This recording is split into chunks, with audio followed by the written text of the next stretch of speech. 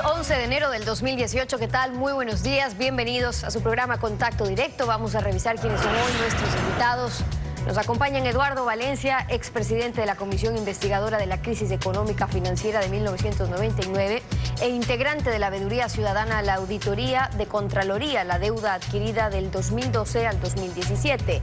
El examen especial de Contraloría a la deuda pública externa e interna a pedido del presidente Lenín Moreno sobrepasó el techo que determina el Código de Planificación y Finanzas, la legalidad y el destino del endeudamiento agresivo. Lo revisamos y además Vander Falconi, ministro de Educación, la violencia que amenaza a menores de edad en establecimientos educativos públicos y privados, el bullying, drogas, abusos sexuales, la necesidad de una cultura de paz. Lo vamos a analizar.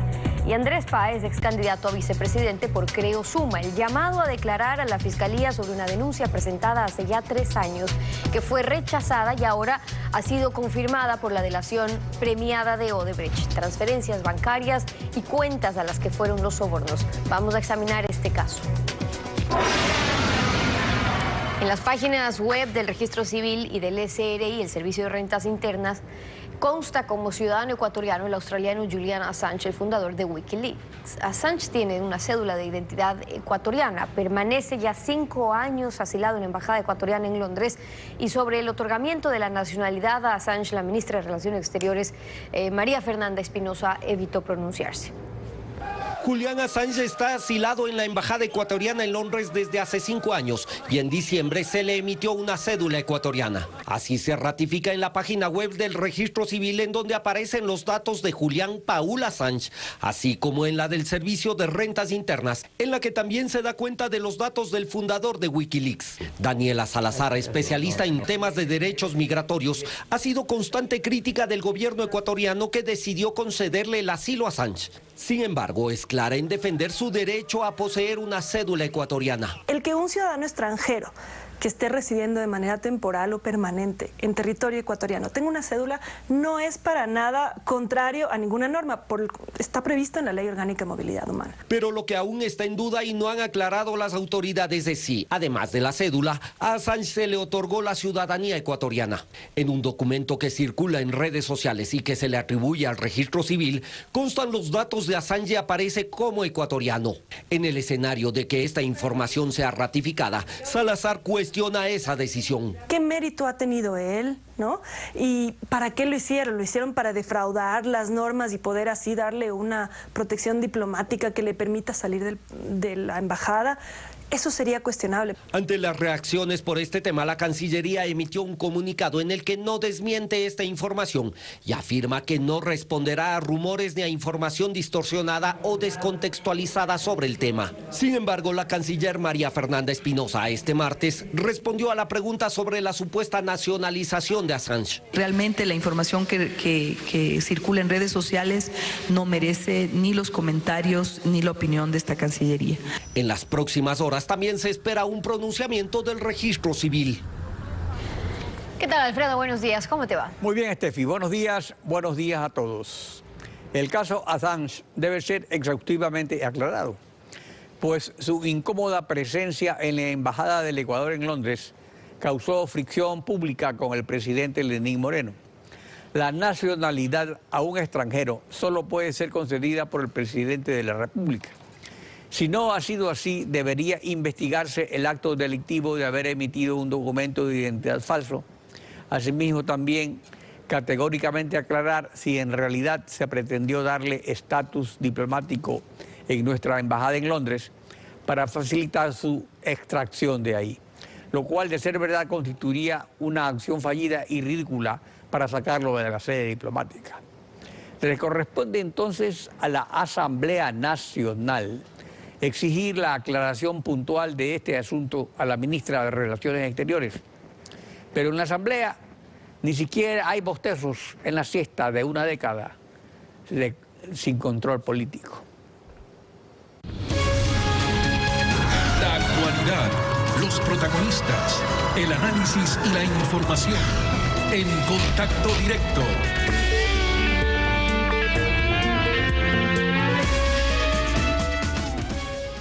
Eduardo Valencia, expresidente de la Comisión Investigadora de la Crisis Económica Financiera de 1999, creada por decreto ejecutivo del presidente Rafael Correa el 9 de abril de 2007, e integrante ahora de la Veeduría Ciudadana designada por Contraloría para la auditoría de la deuda pública externa e interna. Buenos días, bienvenido a Contacto Directo. Buenos días, Alfredo. El Contralor Pablo Celi anunció el contenido del examen especial. Veamos.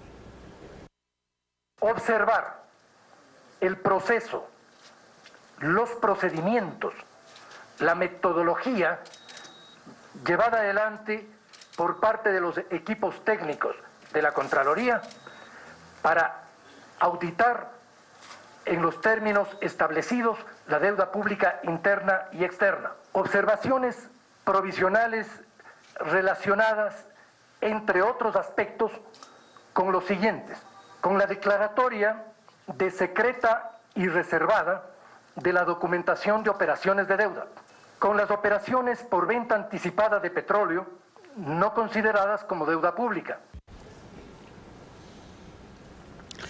Según el artículo 289 de la Constitución, el Estado promoverá las instancias para que el poder ciudadano vigile y audite el endeudamiento público.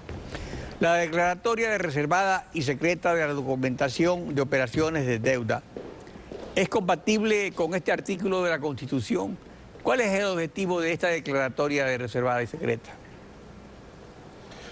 Bueno, enseguida paso a contestar tu pregunta, Alfredo, pero antes que nada permítame expresar mi solidaridad con el señor Contralor, porque por redes sociales ha sido objeto de amenazas de muerte. Yo creo que el país tiene que estar prevenido de que este es un asunto demasiado importante que atañe a todos y por tanto todos deberíamos estar dispuestos a defender lo que está haciendo la Contraloría en una magnífica iniciativa histórica, porque es la primera vez que yo conozca que la Contraloría abre sus puertas para que el poder ciudadano, como tú lo dices, pueda estar atento, vigilar y ayudar sobre todo a develar la verdad sobre esta materia.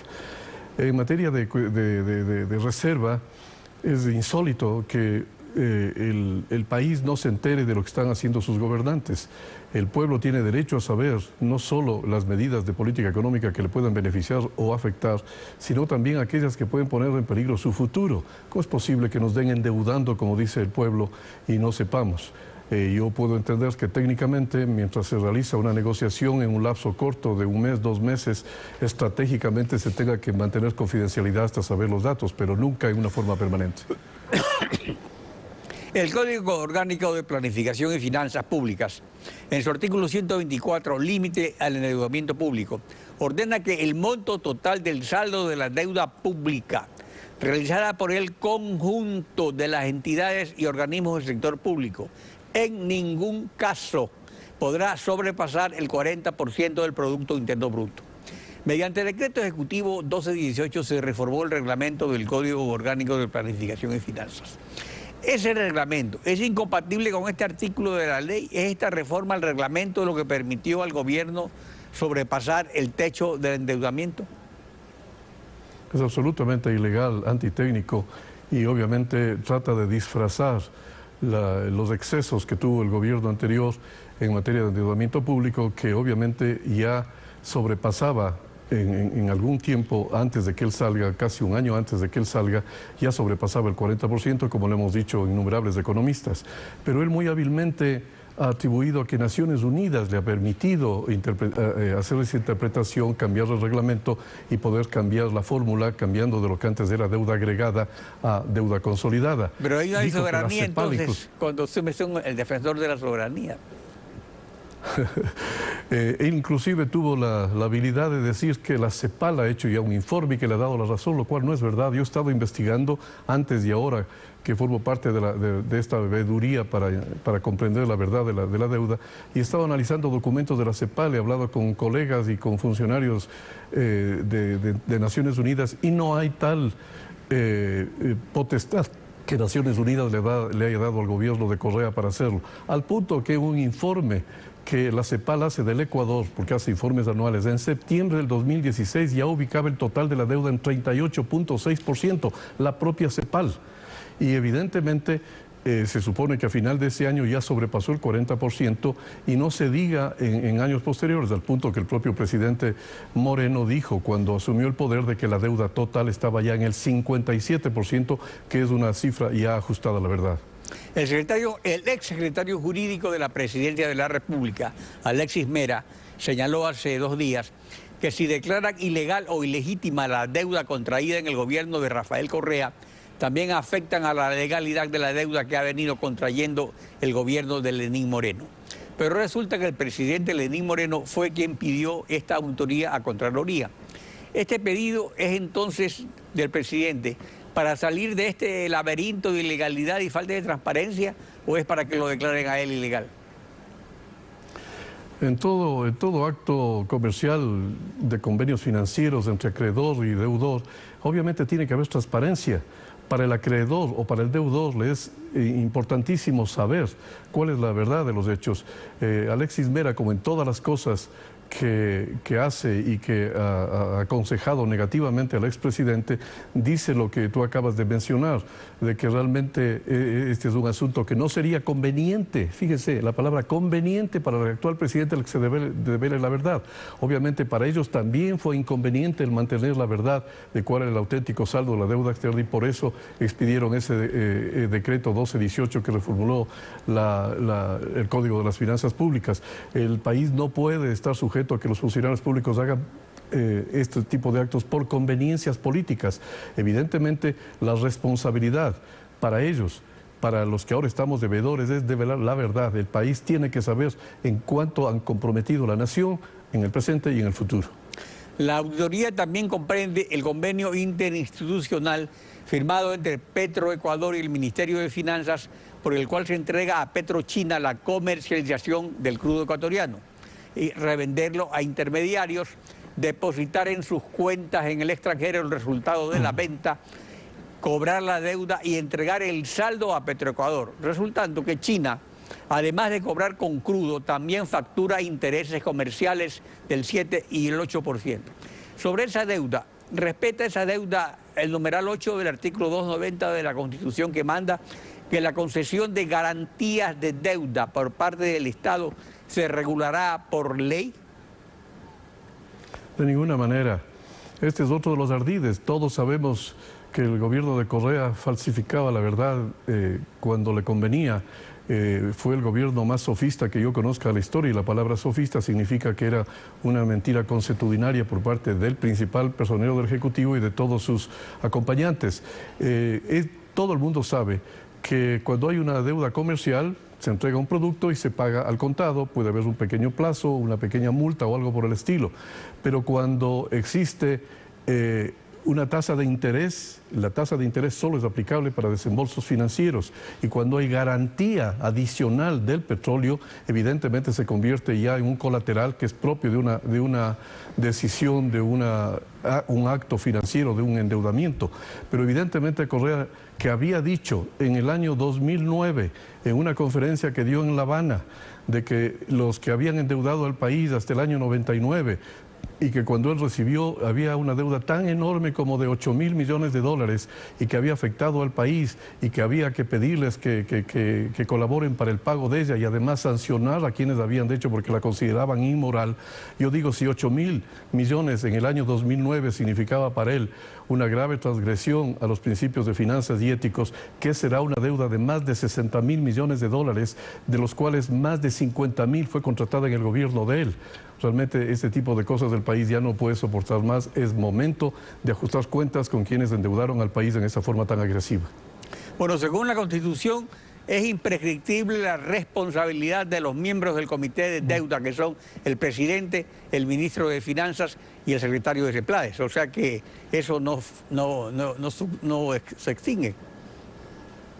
Efectivamente, según esa disposición a la que tú aludes, tanto civil como administrativamente, los actos son imprescriptibles y obviamente van a tener que presentarse ante el país para rendir cuentas, porque esta veeduría que ha convocado el Contralor no es otra cosa que ciudadanos que hemos estado cerca de estos procesos podamos ayudar a la Contraloría a profundizar en los temas con nuestras opiniones, con nuestros documentos, y yo de hecho he constatado que varios hemos hecho ya algunos aportes. Por ejemplo, es insólito que en el endeudamiento público a lo que se llama los rubros de inversión se hayan incluido gasto corriente o gasto permanente, que también lo prohíbe la ley.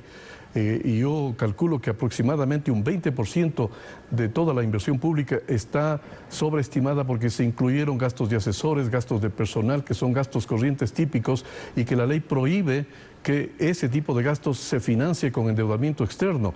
He mencionado también dentro de la comisión que para conocer la verdad de lo que pasa se necesita primero partir de los estudios de factibilidad para saber por qué se ampliaron los gastos de inversión en una forma inconsulta, por qué hubo sobreprecios, un proyecto que empezaba costando 100 terminaba costando 1000, incrementos. Ahora, y de toda hasta la 900%. violación a esas leyes fueron leyes hechas por el mismo Correa, o sea que no es que fueron leyes de antes.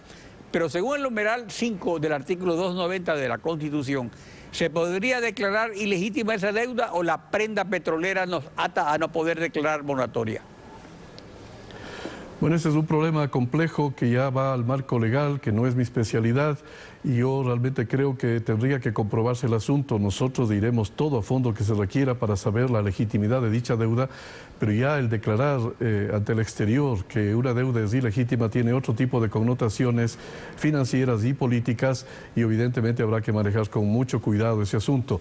En todo caso, por lo menos yo lo que creo es que la responsabilidad del control empezaba por el presidente de la República, el vicepresidente de la República, todos los miembros de directorio de todas las empresas tenían la obligación de controlar, no controlaron nada, los estudios de factibilidad desaparecieron, los contratos se firmaron a dedo, transgrediendo con modificaciones a los reglamentos lo que la ley disponía, lo cual es un absurdo y además ilegal. Lo que realmente importa es que internamente se vea una estrategia para que al tiempo que se sanciona no se cause problemas a la imagen del país en el exterior. Eduardo Valencia, gracias por acompañarnos en Contacto Directo. Gracias, Alfredo. Estefi. Vamos a una pausa y cuando regresemos estará Fander Falconi, ministro de Educación. La promoción de una cultura de paz en establecimientos educativos donde niños y adolescentes están amenazados por el bullying, las drogas, abusos sexuales. Regresamos con esto, quédese usted en nuestra sintonía.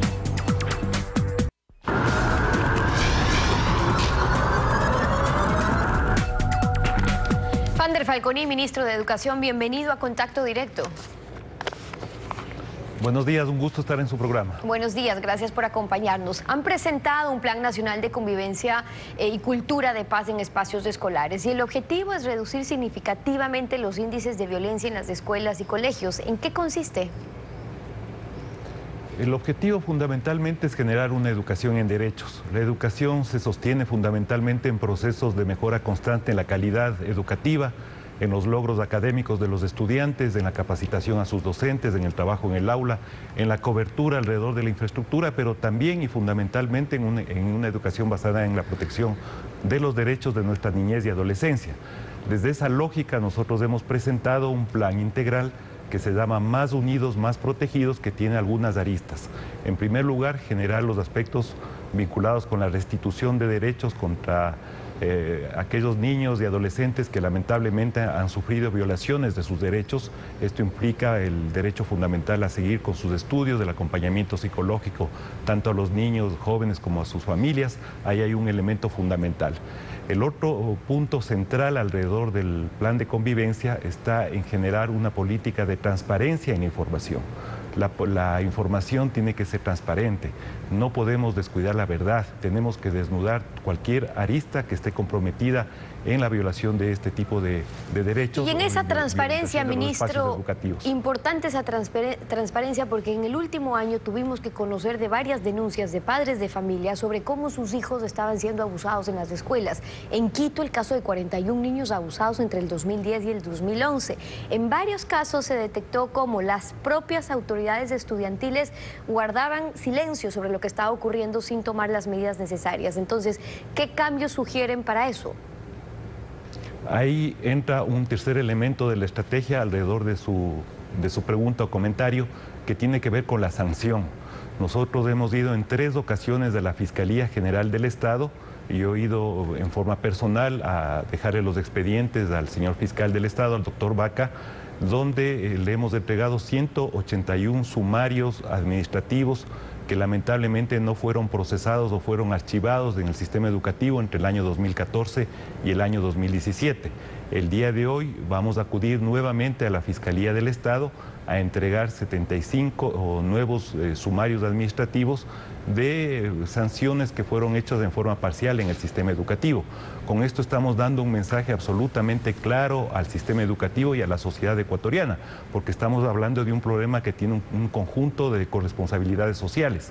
No puede haber impunidad, tiene que haber una política de cero tolerancia para actuar frente a casos que violentan los derechos de nuestra niñez y adolescencia. Y por último, la estrategia más importante que tenemos para enfrentar alrededor de los temas que estamos hablando tiene que ver con los aspectos preventivos, es decir, cómo generamos una cultura de paz en los espacios educativos. La educación, por definición, tiene que ser que engrandezca a los seres humanos, que genere capacidades, opciones, libertades en una sociedad democrática, que permita aspectos en el tránsito hacia el mundo del trabajo, hacia los aspectos profesionalizantes. Es decir, es lo más sensible e importante que tiene una sociedad. Por lo tanto, los temas preventivos son fundamentales en esto. El Fondo de las Naciones Unidas para la Infancia destacaba que en el país el 15% de abusos cometidos es denunciado, pero solo el 15% es sancionado. Es decir, la gente tiene miedo de denunciar. ¿Qué canales de denuncia están fortaleciendo justamente con estos proyectos? Porque eso es importante. En los aspectos preventivos nosotros tenemos un convenio con 5 agencias de Naciones Unidas justamente para generar las metodologías y las estrategias de paz en los espacios de convivencia. Están los elementos como el fortalecimiento de los departamentos de consejería estudiantil. El Ministerio de Educación va a tener este año una elevación del 16% de su presupuesto que lo vamos a destinar fundamentalmente a los aspectos vinculados a la protección de derechos. Ya en el plano concretamente de la denuncia hay los protocolos de actuación que han sido remozados. Había protocolos de actuación desde el año 2014.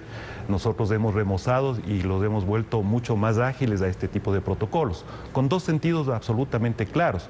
Por un lado, la denuncia efectivamente tiene que procesarse en el sistema educativo, evitando la revictimización de los niños y adolescentes, pero por otro lado, tienen que judicializarse. Estamos hablando de delitos penales. No solo es que tienen que tratarse dentro del sistema educativo, o peor aún, licuarse dentro del sistema educativo, sino que tienen que ir hacia los órganos jurisdiccionales y evidentemente buscar las sanciones penales que estos delitos implican. Y usted habla de la revictimización y según datos del Ministerio de Educación, entre el 2014 y el 2017 hubo más de 800 denuncias de abusos sexuales en escuelas, pero en una gran parte, un 63% de los casos, se acusó a personas vinculadas al sistema educativo. Entonces, se están estableciendo políticas de contratación de personal docente, políticas, pero también protocolos para justamente sea posible una intervención inmediata, porque ahí es donde empieza este problema de la revictimización, cuando están expuestos a los mismos maestros o al mismo personal dentro del plantel educativo. Exactamente, tal vez haya una precisión sobre los números. Este momento están registradas 919 denuncias sobre delitos y abusos sexuales. En efecto, el 63%, bueno, en realidad concretamente es el 67% ocurre dentro del sistema educativo y cerca del restante 33% ocurre fuera del sistema educativo. Esto es muy importante entenderlo porque no solo es el sistema educativo quien tiene que actuar frente a este problema.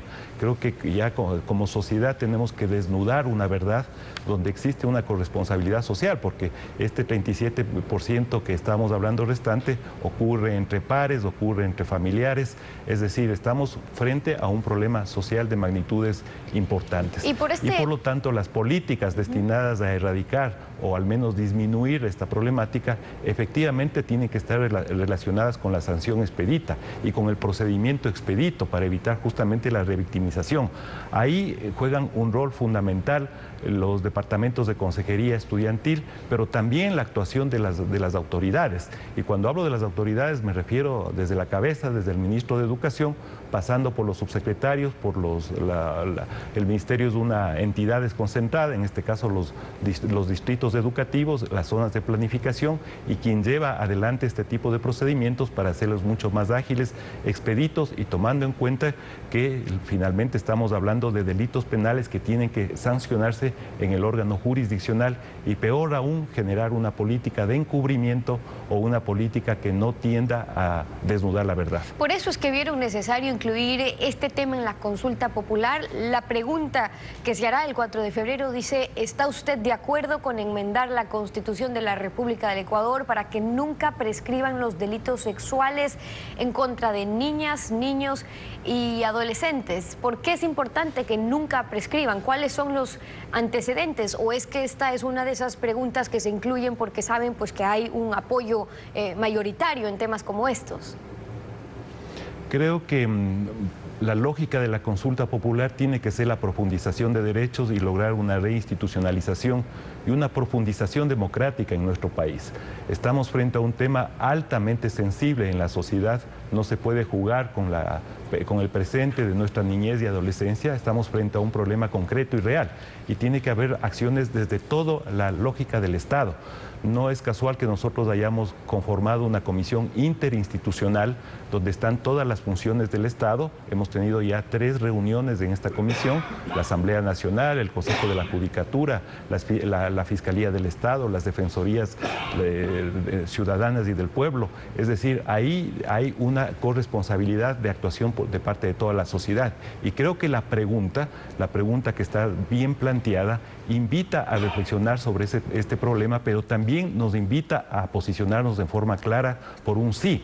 Es decir, no pueden prescribir los delitos sexuales en el tiempo, no pueden caducarse, no pueden esconderse en cualquier tratativa en la sociedad en general, y peor aún en el sistema educativo, que tiene que caracterizarse justamente como un sistema propositivo y encontrar los espacios de una cultura de paz. Que sea imprescriptible, que eso es importante, ministro, pero solo antes de eso, porque también hay que analizar que al volver un delito más grave, que sea imprescriptible, como es el caso de peculado, son también más fuertes las estructuras que se conforman de impunidad que buscan evitar, por ende, que esos casos salgan a la luz. Más amedrentamiento, violencia. Entonces, ¿qué medidas se están tomando para brindar protección a quienes se van a atrever y a quienes se atreven a denunciar?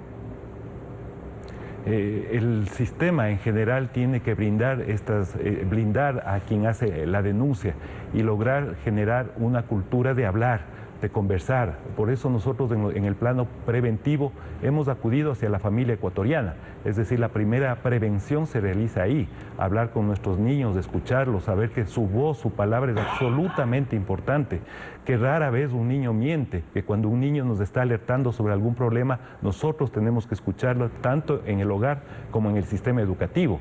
Y esto implica la generación de un conjunto de alertas tempranas que las estamos ya consolidando y trabajando y gestionando y actuando en el sistema educativo a través de los departamentos de consejería estudiantil.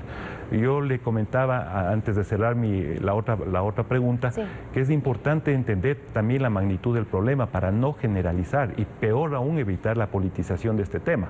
El Ministerio de Educación y la educación en el país es un sector amplio, hay 4,5 millones de estudiantes, hay 200,000 profesores en las ofertas pública, privada, fiscomisional y municipal que tiene el país. Entonces no podemos generalizar hacia todo el magisterio, peor aún hacia todos los profesores.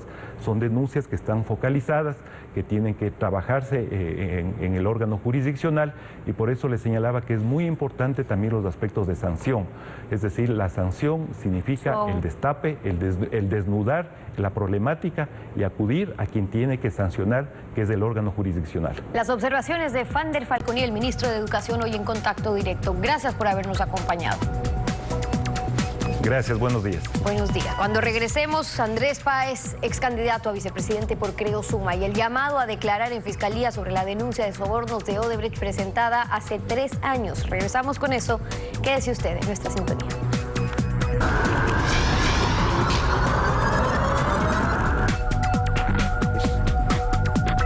Hace 3 años, en enero 5 de 2015, El entonces asambleísta de Creo por Pichincha, Andrés Páez, presentó una denuncia de corrupción al presidente de la República, Rafael Correa, al Contralor General Carlos Polit y al fiscal general Galo Chiriboga.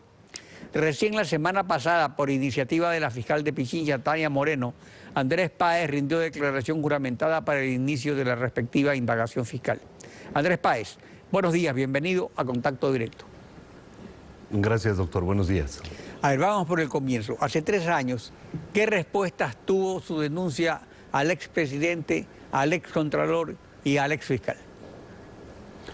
La presidencia me respondió a través de una carta suscrita por Omar Simón, que era entonces secretario de la presidencia, y casi me baña en sangre.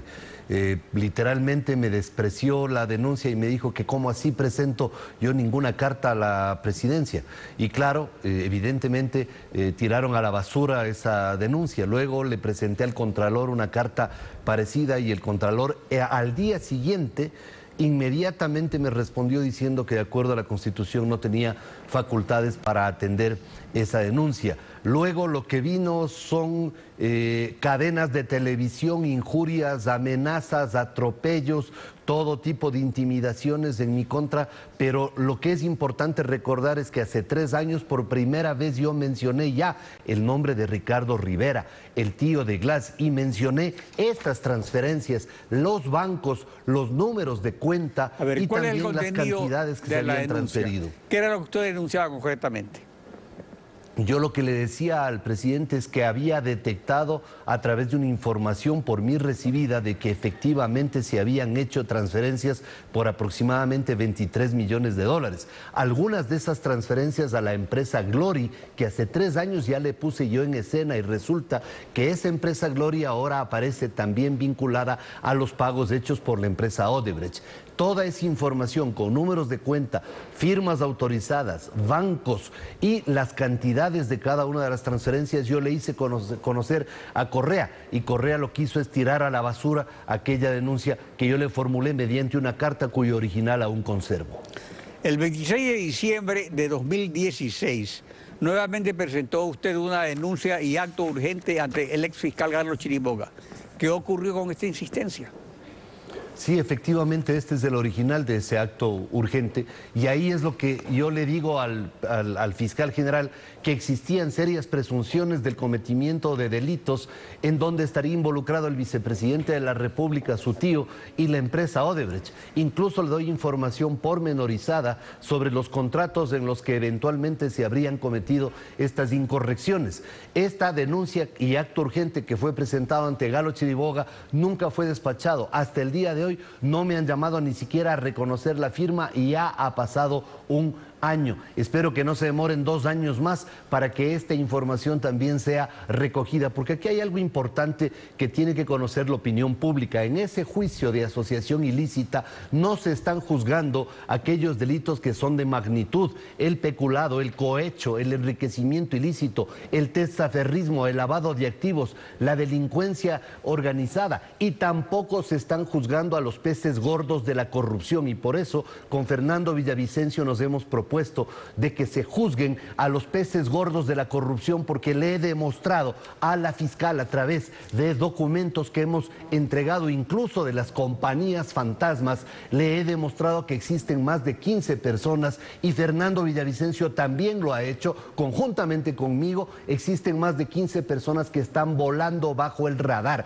y que deberían estar en la cárcel. Por ejemplo, los exmiembros del directorio de la Refinería del Pacífico, como René Ramírez, que como presidente del Semplaes estaba en ese directorio. Por ejemplo, el ex ministro Wilson Pastor, que aparece en varias fotografías. Por ejemplo, el ex ministro Rafael Poveda y su primo Bayardo Poveda. Por ejemplo, todos los miembros de los directorios de Petroecuador, Refinería del Pacífico, la refinería de Esmeraldas, y también un enorme grupo de familiares de Ricardo Rivera que efectivamente tienen serias implicaciones, sin perjuicio de mencionar también que existen familiares directos de Jorge Glass, según la información proporcionada a la fiscal, que tienen que ser llamados al proceso. Pero además también tiene que ser llamado al proceso el expresidente Rafael Correa, pues hemos presentado un documento en el cual un contrato de la Refinería del Pacífico aparece firmado por él como testigo de honor. Y también el doctor Alexis Mera, ex asesor jurídico de la Presidencia de la República. Lo que queremos es pedirle a la Fiscalía, a través de esta plausible actuación de la doctora Tania Moreno como fiscal subrogante y fiscal general de Pichincha, de que haga lo posible para inmediatamente vincular a estas personas antes de que escapen, porque nos tememos de que efectivamente puedan escapar. Su denuncia, en definitiva, nunca se tramitó y ahora ha sido comprobada por la cooperación eficaz con la justicia de José Conchezao Santos, representante de Odebrecht en el Ecuador. En síntesis, banco, número de cuentas, transacciones por una suma cercana a los 23 millones de dólares para el supertivo. ¿Qué acciones ha pedido a la fiscal Tania Moreno, aparte de llamar a estas personas a declarar? Que se determine que efectivamente estos bancos existen. De hecho, ya le hemos entregado las pruebas de que esos bancos existen, de que esas cuentas existen, de que los beneficiarios de esas cuentas también existen, de que los titulares de esas cuentas existen y también que esas transferencias efectivamente se hicieron y todo está documentado ante la fiscal Moreno. Por eso con Fernando Villavicencio estimamos de que ha llegado el momento de tomar el toro por los cuernos y por lo tanto hacer que este enjuiciamiento sea para los delitos de magnitud y para todos los involucrados en la comisión de estos delitos que, insisto, están volando bajo el radar y no podemos permitirlo. Indagaciones previas respecto a esos otros delitos y el Tribunal Penal ordenó en su sentencia en el caso Odebrecht que se abran esos procesos sobre 8 delitos que se habrían cometido por la asociación ilícita. Pero ¿en qué estado se encuentran? ¿Solo en indagación o ya en formulación de cargos? ¿Usted cree que se debe ir ya a la formulación de cargos? ¿Hay elementos de convicción suficientes que aparecieron en el caso de la asociación ilícita o todavía hay otra cantidad de documentos que debe ser investigada y comprobada? Se encuentra en etapa de indagación, pero yo estimo que hay suficientes elementos de juicio para ir directamente a la instrucción fiscal, porque así lo prevé el Código Integral Penal. Y creo que en función de proteger los grandes intereses del país y evitar que escapen los grandes responsables, no los chivos expiatorios, los grandes responsables, los exministros, los que tienen negocios mineros en Chile, los que tienen cuentas en el exterior, los que tienen que explicar el origen de su patrimonio que nadie puede comprender cómo creció a esas magnitudes en tan poco tiempo y ganando $5,000 al mes. Todos ellos deben ser procesados a través de una instrucción fiscal, porque la indagación ya la hemos hecho nosotros en redes sociales, porque nos cerraron las puertas los organismos de control y nosotros hemos aportado ya los documentos suficientes de investigación para que se proceda en ese sentido. Andrés Páez, ex candidato a vicepresidente de la República por Creo Suma. Gracias por su participación en Contacto Directo. Gracias a ustedes. Buenos días. Concluimos así esta emisión. A ustedes, como siempre, gracias a su confianza y sintonía. Nos volvemos a encontrar mañana y contigo, Alfredo, será este lunes. En efecto, nos vemos el próximo lunes.